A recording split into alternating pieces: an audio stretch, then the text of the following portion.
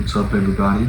I am attempting to cook my first brisket that I've ever cooked. So I thought it'd be fun to document the process and just see if it turns out good. If it doesn't turn out good, I'm just gonna see what happens. I've watched a lot of videos on how people do briskets, and I know that every grill is a little bit different. So I'm just gonna kind of wing it. I'm gonna kind of do it the way I feel like might work best for me. So I've already got a brisket here that I trimmed up. I've made it look pretty, but I haven't seasoned it yet. I'm actually gonna cook the brisket overnight to get the bark set, and then hopefully in the morning I'll finish the cook and let it rest through the day, and then maybe we'll eat it for dinner. But that's if it goes according to plan. So we'll see. So this is my Z Grill's pellet grill. It's not a massive grill, but for the sake of what we're doing, I think it should be just fine. Now, given that I'm choosing to do this cook overnight, I'm gonna make sure I've got a lot of pellets loaded up, because I don't want there to be any reason that it cuts off in the middle of the night, or it's just sitting here running with no pellets.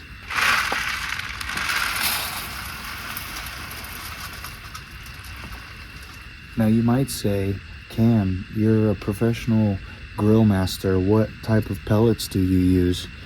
And to that I would tell you, I use an $8 bag of hickory pellets, 20-pound bag of hickory pellets from Traeger, and you can get it at Walmart. They've always treated me good. They don't cost a lot of money, and for a guy like me, they do just fine. So I set my grill for 180. I'm just trying to let it go all night, get a little bit of bark on it, nothing too crazy. I'm just gonna use some oil to help it stick.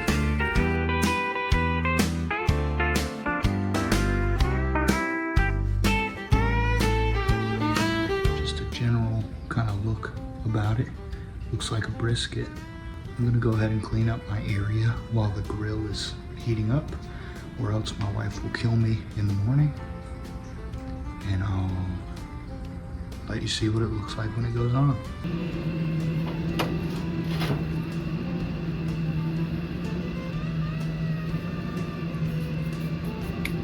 As you can tell, my grill is not massive. Won't fit one brisket in there pretty snug. So we're gonna see how that turns out. Right now it's about 11:30, so I'll probably be up about 7 with my daughter or my wife getting ready for work, and we'll see how it goes from there. All right, good morning. It's 7:45. I just woke up. Let's take a look at our pellet situation. Still sitting pretty. I don't think you can see it, but we're kind of just sitting with a layer right on top. We're doing good. Let's check the bark. Let's see what we're looking at. I'm seeing it for the first time right now. Ooh, okay. We're starting to puddle up a bit at the top with our juices. Let you get a closer look. All right, since this is my first time ever cooking one, I'm gonna check the internal temp and we'll see where we're sitting at. The internal temp right now is about 162. So I believe that is in the time that they would call the stall. So now, because we're kind of at that stall time, we're supposed to try and get it, what I hear, is to an internal temp of about 180 before you pull off and wrap. And so we're at 165. That's kind of the stall point. And so since the bark's looking good, I'm gonna up the temp from 180 to 225, try and get it to a good temp. And then once the temp is in a good spot, then we can pull it off and finish the cook when it's wrapped. Okay, so from here, I've seen couple different ways people do things. Number one, I've heard that when I wrap it and put it back on the grill to let it finish cooking, to leave fat side up for the finish, because you want it to let, as some of that fat is finishing cooking and rendering, you want the fat to go through the rest of the brisket. I've also seen where people will take their brisket trimmings and will render that all down while this was cooking, and then right now they would take that and they would pour it on top before it finishes. As you saw with my, please excuse the toy sounds in the back, that is my daughter. As you saw with my grill, I don't have a ton of space. As far as I know, the only reason people put stuff on the brisket now is so that it maintains moisture throughout the rest of the cook. I could be totally wrong, but that's just what I'm assuming. So I'm gonna put some on, just some butter, nothing fancy. And now I'm gonna wrap.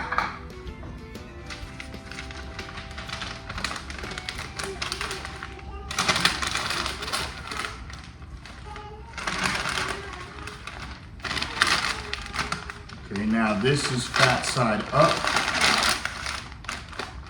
And then I'm gonna put this back on the grill at 275. I'm hoping it'll be done maybe in the next 2 or 3 hours. And then if not, I'm gonna bump the temp up a decent amount so that I hear the rest is what's most important. So I'm gonna make sure it gets a good rest, at least 8 hours, 7 or 8 hours. So I'm gonna try and have it done by noon, and we'll see what happens. Just gonna put it right on, fat side up, and then I'm gonna hope that it's done in the next 2 hours or so. Okay, so internal temperature on my thermometer was reading roughly about 208. I went out and manually tested it, and it was sitting closer to 200. So I let it go a little bit longer until I manually was seeing somewhere in the ballpark of 206 to 210. Now I'm gonna let it rest here just out in the open for a very short bit, probably about 30 minutes. And then I'm going to put it into my oven, which is set at 170 degrees, just to keep it food safe while it rests. I've seen people do it in coolers. I think that's, that's an option too, but for the amount of time that I plan to rest it, which is from, roughly right now it's 11:25, 11:22. From now until say 7 or 8 o'clock, I want to make sure that it stays at a safe temperature, but also I want to make sure that it rests that whole time at that safe temperature. We're probably going to get in the ballpark of 8 to 9 hours of rest, give or take. And so I think that should be ample amount of time.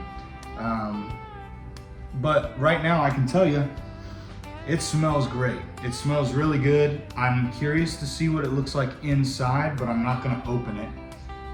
Obviously you can see like some of the juices are leaking out of the bag, or not leaking out, but they're like getting absorbed by the bag, which this is one of the reasons I've heard that butcher paper is good. It absorbs moisture rather than just letting it all leak out. So yeah, we'll see. I'm gonna probably let it sit here for about 20 minutes and then I'll just put it in the oven for the rest of the day. All right, so my wife's gonna be home in maybe 15 minutes or so.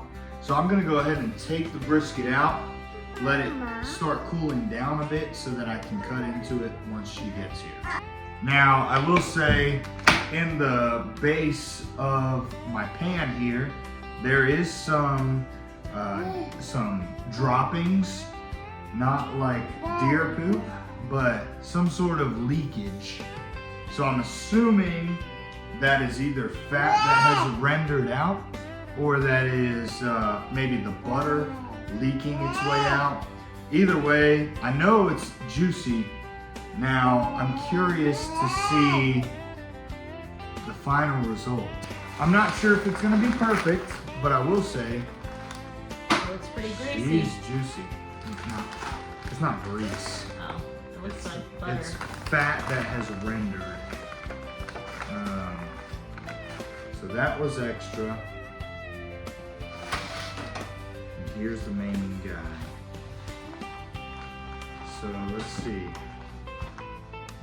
Now, I've seen people on YouTube, the way they do it is to take the brisket out. Woo, oh boy, she's juicy. My fingers are going through the fat. Holy cow.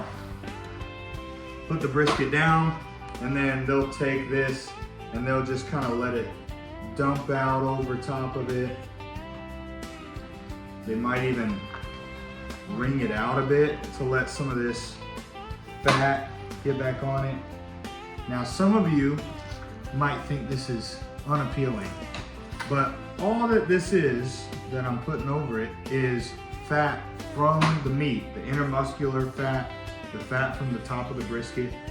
Now, again, this brisket's not super big, so you know it's a smaller brisket, if I'd have to say.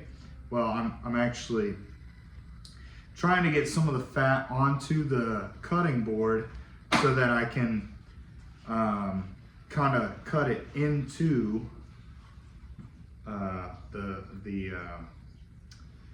or leave the leftovers in the fat. So I've seen this before. Some people will take this end piece. Mama. It does look pretty soft, but it also looks a little bit, maybe a little bit tough.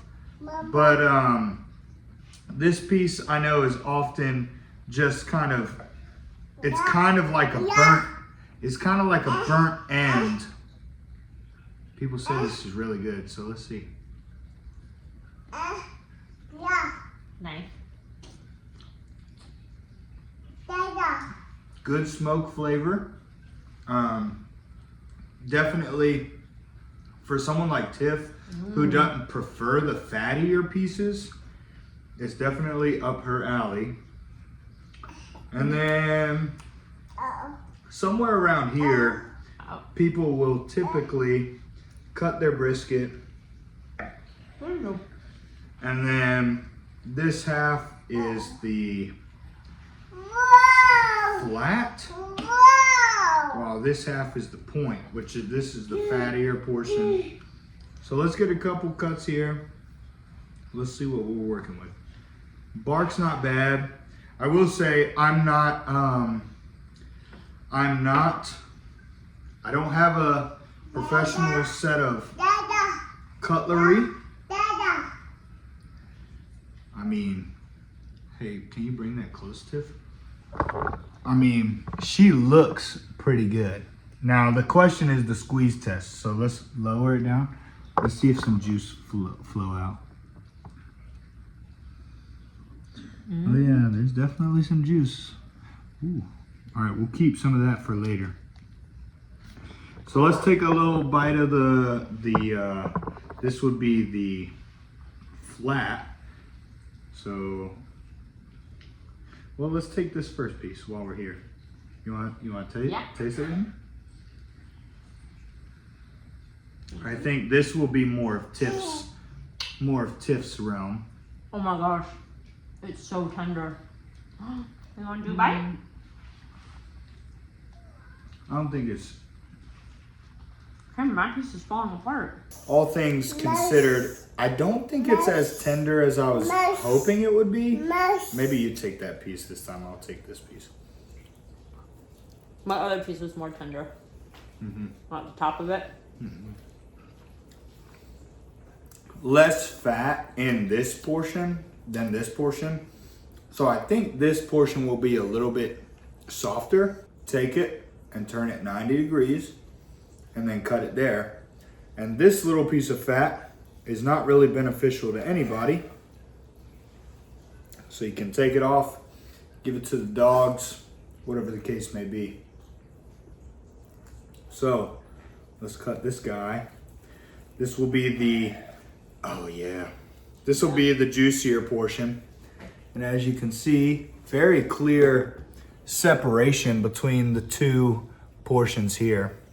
Just a fat ribbon. This is the type of stuff that people will, I would say majority would enjoy. I don't think this will be as favorable to Tiff, but I'll give her a piece to see what she thinks. Not that it's anything to the meat, she's just not as much of a don't fatty. like fat. She's not a fatty person. Uh-uh. But holy cow. The flavor is better, but I don't like the texture.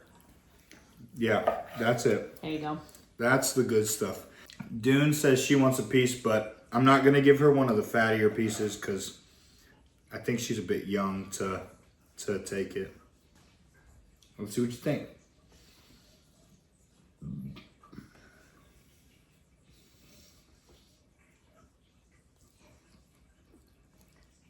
I'm not feeling it. For a first time cooking the brisket, I think this went significantly well. Anyways, you know, if you like what's going on, feel free to subscribe. If not, you don't have to. Say bye-bye.